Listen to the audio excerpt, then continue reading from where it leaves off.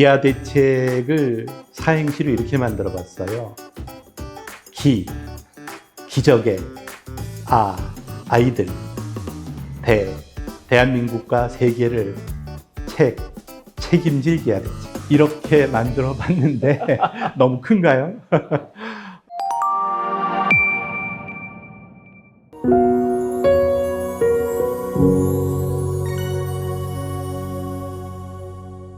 유 회장님은 영리기업에 오래 계시다가 또 IT 첨단 기업에 계시다가 CEO로 이렇게 오래 하신 걸로 알고 있고요. 처음에 느끼신 그 느낌이 어떠셨는지 궁금합니다. 기아 대책을 자랑하고 싶은 것 중에 하나가 지금 저희 기아 대책 직원들 얼굴을 보시면 다 밝아요. 그러니까 저는 그게 제가 와서 7년 동안 가장 행복한 결과가 아닐까?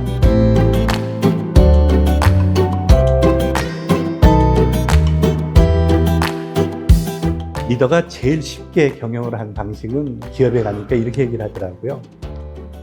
스태프들한테 목표를 주고 1년 뒤에 목표를 했으면 프로모션 시키고 못하면 자르고, 그게 제일 쉬운 리더십입니다. 사실 그것도 맞는 말이에요. 그렇게 하는 기업들도 있어요. 그런데 저는 아마 약간 제 성향적인 게 좀 있는 것 같습니다. 요즘 MBTI 많이 하시죠? 총장님 MBTI 잘 모르겠습니다만 저는 MBTI가 INFJ로 나와요. INFJ는 인트로버트하면서 직관적이면서 감성적이면서 좀 이런 장점이 있는 반면에 숫자 감각이나 이런 건 사실 좀 떨어지는 거예요. 그러니까 사실 INFJ가 CEO를 한다는 게 조금 안 어울려요. 어떨 땐 저도 숫자를 헷갈릴 때가 있습니다. 그거를 극복하기 위해서 열심히 쓰죠. 아마 그런 그 성품적인, 성향적인 것도 조금 작용을 하고 있지 않나. 그리고 제가 글로벌 회사에서 17년 동안 CEO를 하면서 배운 것 중에 하나는 어떤 일을 하든지 그 일을 하는 것은 사람이다라는 거에 대한 타겟을 두고 있죠. 그래서 커스터머 세티스팩션도 중요하지만 인플로이 세티스팩션, 소위 직원 만족이 또 굉장히 중요한 포인트다. 그래서 직원들에게 기아 대책에 여러분들이 있을 때 꼭 3가지를 잊어버리지 말아라. 첫째, 의미를 잊어버리지 말자. 우리는 왜 여기에 있는가? 그 다음에 우리 재미있게 일하자. 3번째는 반드시 이곳에 있을 때 성장해라. 그래서 이곳의 리더로 있든 아니면 타 NGO의 리더로 있든 나는 헤드헌터들이 기아 대책에 있다는 이유만으로 우리 직원들에게 손을 많이 뻗쳤으면 좋겠다. 제가 인재에 대한 이야기를 많이 해요. 인재는 처음부터 인재를 채용하든지 아니면 있는 직원은 인재로 만들어 놓든지. 최근에 제가 느끼는 것 중에 하나가 팬데믹 이후에 전쟁 이런 것이 겹치다 보니까 식량난도 그렇고 또 우리 기아 문제도 그렇고 지구촌의 문제들이 너무 많은 것 같아요. 기아 대책뿐만이 아니라 아마 모든 그 고개발 단체들의 존재 이유 자체는 아마 평화라고 하는 이 단어인 것 같아요. 그래서 제가 평화라는 한자를 들여다봤더니 평등할 평자에 화자는 쌀 미자와 입구자의 조합이거든요. 네. 결국 평화는 사전적으로 평화롭고 평온하고 온화함이라고 되어 있는데 인류가 평온하고 온화해지려면 먹는 문제가 평등해져야 된다는 것이 아마 평화의 핵심 포인트인 것 같아요. 그래서 유엔에서도 2015년부터 우리가 이야기하는 SDG를 선정을 했고 그거의 제1번이 빈곤 퇴치라고 이야기를 하고 있는데 이 빈곤 퇴치를 해결하기 위해서는 결국 자연재해와 인재가 어떻게 해결이 될 수 있느냐라는 것이 가장 큰 문제로 보여져요. 예. 지금 우리가 코로나 이야기를 하고 또 우크라이나 전쟁 이야기를 하고 있지만 사실은 그 이전부터 기후 변화로 인해서 세계의 식량 문제는 계속해서 문제화가 되어 있었고, 그리고 기아로 굶어 죽어가는 사람은 계속 나오고 있었거든요. 예. 코로나가 한창이던 작년만 해도 유엔 보고서에 의하면은 1분당 코로나로 인해서 세상을 떠나는 사람이 7명이다라고 얘기를 했는데, 사실상의 기아로 세상을 떠나는 사람은 11명으로 계산이 되고 있군요. 그 얘기는 한마디로 얘기하면 어떻게 보면 코로나보다 기아로 죽는 인구가 더 많다. 그런데 코로나가 그렇게 부각되는 이유 중에 하나는 떠나시는 7명이 대부분 선진국에 계신 분들이시고, 예. 기아로 죽는 11명은 대부분 저개발도상국이나 아프리카 같은 이런 후진국에서 일어나는 일들이거든요. 그러다 보니까 이것이 주는 의미는 우리에게 생각할 것을 참 많이 던져주는 그런 문제인 것 같아요. 예.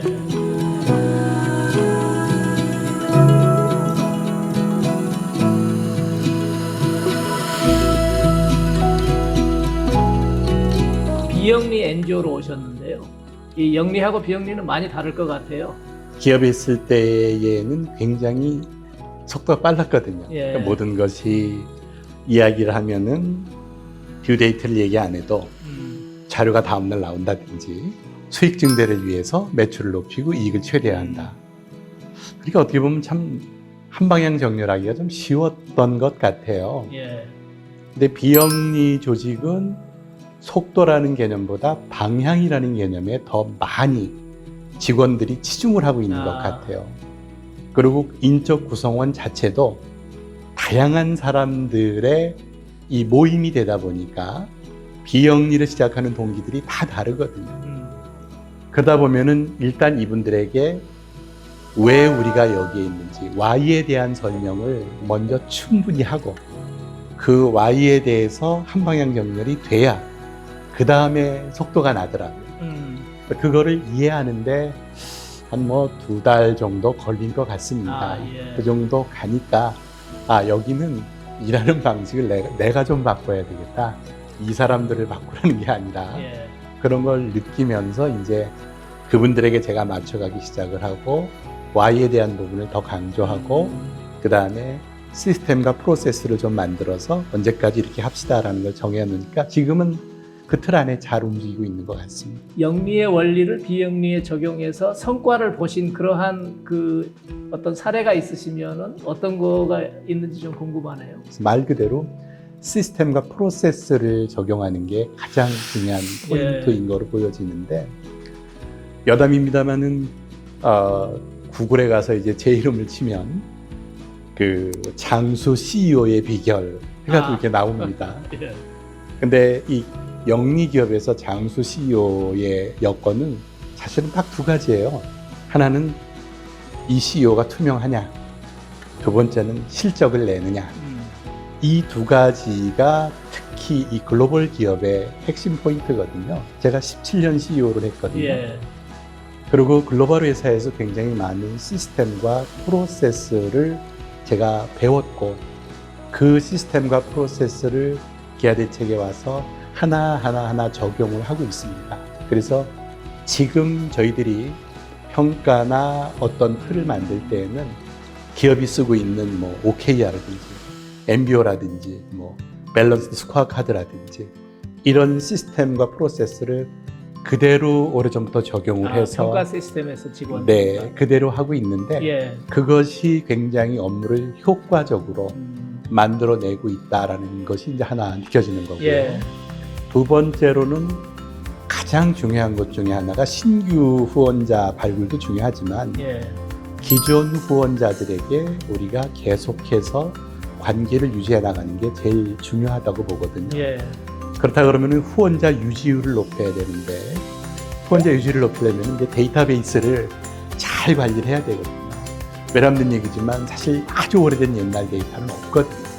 그런 것들을 오면서부터 데이터를 좀 축적을 해서 정기적으로 그 데이터에 기반을 해서 어떤 디시전을 하는 그런 형태로 들어오면서 저희가 7년이 지난 지금 후원 금액은 거의 2배 가까이 올라와 있는데 반해서 종업원 수는 뭐 한 20% 정도 증가 예. 이런 정도밖에 증가가 되지 않았습니다. 근데 그 이야기는 일에 대해서 효과성이 그런 시스템과 프로세스를 씀으로 인해서 개선되지 않았나 하는 그런 생각을 하죠. 예. 영리 부문에 계실 때 IT 분야에서 CEO를 하시지 않았습니까? 네. 그래서 IT 기업에서 비영리 부문에 이 디지털 전환은 어떤 영향을 미칠 것인가라는 것에서 가장 중요한 그 고려점? 요즘 IT 쪽에서 가장 많이 쓰는 단어 중에 하나가 DX라는 말을 많이 쓰는데 디지털 트랜스포메이션이라는 용어를 쓰거든요. 옛날에 이제 우리가 산업의 쌀 이야기할 때 뭐 철강이 산업의 쌀이다. 그 다음에 이제 반도체가 산업의 쌀이다. 그 다음에 소프트웨어가 산업의 쌀이다. 이렇게 얘기를 하고 있는데 맞는 것 같습니다. 지금은 소프트웨어가 IT 인프라의 산업의 쌀이 되고 있거든요.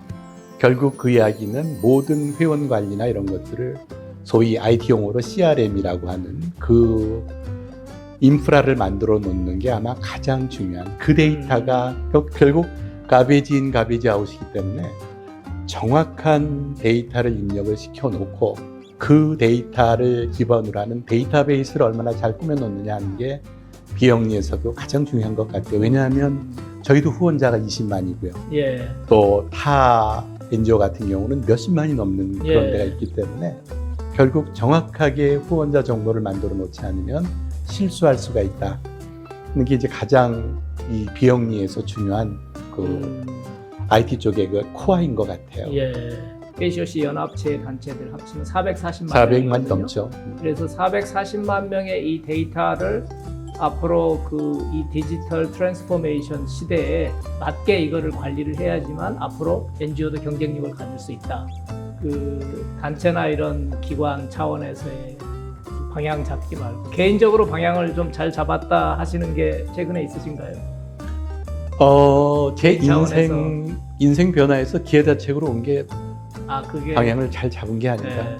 내 생각을 하고 있습니다. 예. 7년 전에 잡으신 게 아주 잘 잡으신 거네요. 네, 그렇죠. 뭐 요즘 이제 제가 그 강연의 초청을 좀 많이 받아요. 예.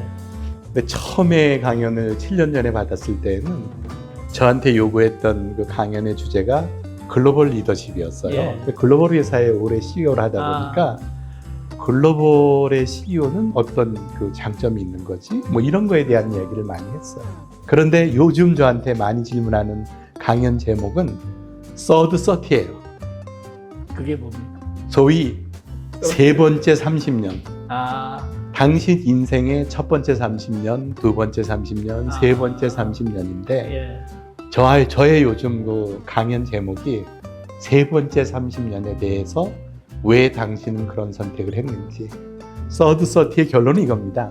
첫 번째 30년은 나를 위해서 살고, 두 번째 30년은 나의 성공과 가족을 위해서 살고, 세 번째 30년은 이름도 모르고 얼굴도 모르는 이들을 위해서 사는 30년이 가장 행복한 삶인 것 같더라. 그래서 나는 그 서드 서티를 50대 후반에 선택을 해서 지금 이 서드 서티의 이 분야에 와 있다 라고 이야기를 많이 합니다. 예.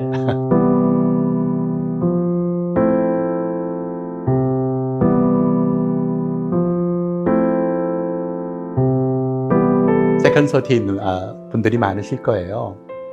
그러면 서드 서티에 대해서 어느 날 갑자기 서드 서티를 한다는 것은 불가능합니다.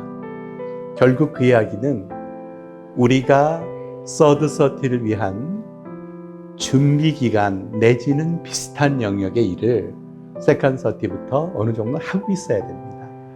무슨 얘기냐 하면은 저는 서드 서티를 이렇게 선택을 했지만 소위 다른 구호단체에 법인 이사라든지 이런 역할을 이미 많이 하고 있었고 또 후원에 대한 부분도 어느 정도 하고 있었습니다. 그리고 기아대책이 저를 채용했을 때에는 서치 폼으로부터 이 공개 채용을 받은 거거든요. 그러니까 소위 헤드헌터라고 하는 분들이 제가 뭘 하고 있었는지 알고 있었기 때문에 저를 여기에 선택을 했던 거죠. 우리 모든 NGO에 있는 젊은이들이 더 역량을 강화하고 특정 분야의 전문가 그룹으로 올라서야지만 우리가 더 발전을 할 수 있다라는 이 이야기를 첫 번째 드리고 싶고요.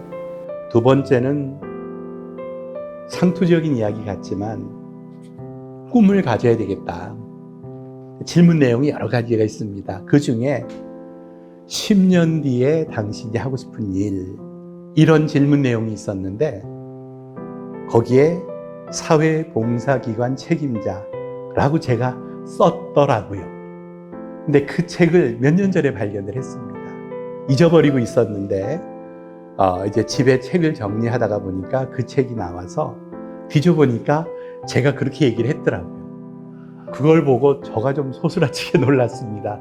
아, 내가 이런 얘기를 했었네. 그리고 지금 여기에 와 있네.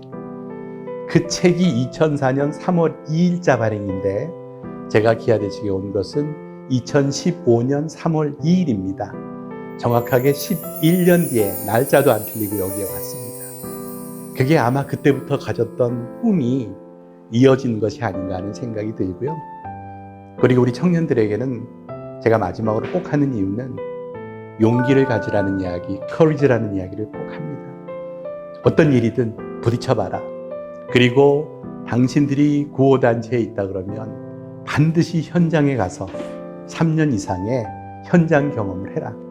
그 현장 경험이 있어야 현장을 더 이해하고 이 구호개발 사역을 하는 데 있어서 더 잘할 수 있다라고 하는 그런 이야기를 우리 후배들에게 꼭 전해주고 싶네요.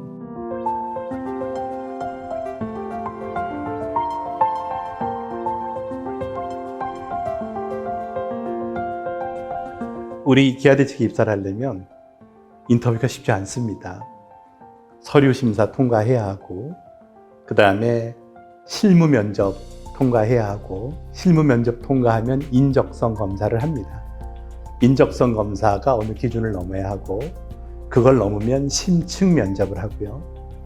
심층 면접은 타부서 임원들이 면접을 합니다. 그리고 제가 마지막 인터뷰를 합니다. 제가 꼭 마지막에 물어보는 게 있어요. 내가 왜 당신을 채용해야 하는지 3가지 이유를 대세요. 이거는 모두에게 알려져 있는 제 마지막 질문입니다. 저는 이 질문을 기업에서 똑같이 했어요. 연봉이 5천이면 내가 당신을 5천만 원을 주고 뽑아야 하는 이유를 3가지 얘기하세요. 라고 질문을 하는데 아이러니하게도요, 반수 이상이 그 답을 잘 못합니다. 근데 어느 날 어떤 직원이요, 채용을 하는데 마지막으로 저한테 물어볼 거 있습니까? 그랬더니 그 친구가 뭐라고 질문하냐면 그러면 사장님의 3가지 장점은 뭡니까? 이렇게 이제 질문을 한 거예요. 갑자기 한 대 탁 얻어맞았죠. 제가 이제 답을 이렇게 했어요. 첫째는 나는 나하고 똑같은 사람의 스텝을 쓰지 않는다. 저는 제가 같이 일했던 임원 그룹의 대부분이 굉장히 저와 성향이 다른 사람들을 임원 그룹으로 구성합니다. 내가 못하는 거를 저 사람의 장점을 쓰는 게 맞는 거지 나하고 똑같은 사람만 쓰는 거는 사실 별 의미가 없거든요. 첫째는 그렇게 팀 구성을 하는 게 나의 가장 큰 장점이다. 두 번째, 나는 그 사람들과 잘 어울린다. MBTI 중에 INFJ의 문제점이 아시겠지만 한 번 사람을 믿게 보면 쉽게 잘라냅니다. 참다가 저 사람은 나와 어울릴 사람이 아니야 그러면은 딱 자르는 게 INFJ의 이 성격이에요. 냉정하게 자릅니다. 그런 분들과의 관계를 제가 잘 만들어 간다라는 게 이제 제 2번째 나의 장점이다라고 얘기를 했고요. 3번째 장점은 지나간 세월을 되돌아보면 저는 방향을 잘 잡고 사는 것 같아요. 개인의 삶도 그렇지만 조직에서도 조직이 가야 될 방향에 대한 이 지점 선정을 잘 하는 것 같습니다. 그래서 한 가지 일례를 들어서 저희가 이 코로나가 막 시작이 되고 대면 모금이 어려워졌을 때 저희의 예산을 대면 쪽의 예산을 비대면 쪽으로 많이 돌렸습니다. 그리고 인적 자원도 비대면 쪽 자원을 많이 확보했습니다. 그래서 준비를 한 것이 이 코로나 기간 동안에 비대면 모금으로 굉장히 확대가 돼서 지금 전년도에도 그 재작년 대비 20% 성장을 할 수 있었거든요. 그래서 그 세 가지가 제가 이 이야기라고 그 질문한 친구한테 얘기를 했는데 저도 그 얘기를 듣고 나도 좀 더 준비 잘해놔야 되겠다 하는 생각을 해봅니다. 이거는 제가 일부러 가르쳐 줍니다. 우리 마지막으로 오는 인터뷰하러 오는 친구한테 내가 왜 당신을 기아대책의 직원으로 채용해야 되는지 3가지 이유를 말해보세요 라고 이야기를 합니다. 이 대담하는 과정에서 느낀 게 아주 그 인상적인 게 2가지인데, 하나는 이 우리가 가진 이 비영리 영역 또 비정부 영역에서의 그 앞으로 우리가 어떤 일을 해야 될 것인가, 어떤 그 과제, 중요한 과제들을 짚어주신 것도 있지만 이쪽에서 현재 일하는 분들, 그 후배들에게 또 다음 세대에게 그 굉장히 깊은 애정 또 관심, 이걸 갖고 계신다는 게 저한테는 느껴졌어요. 그래서 그게 굉장히 좋았고요. 저도 이곳에 와서 이제 5년 차가 되는데 느낀 것 중에 하나가, 저희가 30여 년 동안 보면은 굉장히 이 비영리 영역도 또 비정부 영역도 30여 년 동안 굉장한 그 압축 성장을 했거든요. 저희 KCOC에 있는 140여 개 단체 중에서 이제 직원 규모로만 봐도 3,000명 또는 4,000명 되는 이런 단체들까지 있을 정도로 커다란 이 성장을 했는데, 아직까지 그 격차가 있는 것 같아요. 인식의 격차. 이렇게 성장했음에도 불구하고 이러한 비영리 영역이 성장했다는 것이 일반 대중에게, 일반 국민들에게는 사실 알려지지가 않았고요. 그래서 이제 좀 많이 알려져야 되겠다, 이런 저희가 과제를 가지고 있는 것 같고, 앞으로 기아대책을 통해서 많은 또 선한 영향력을 끼치는 그러한 단체가 될 수 있도록 저희도 기원을 하겠습니다. 감사합니다. 감사합니다. 네.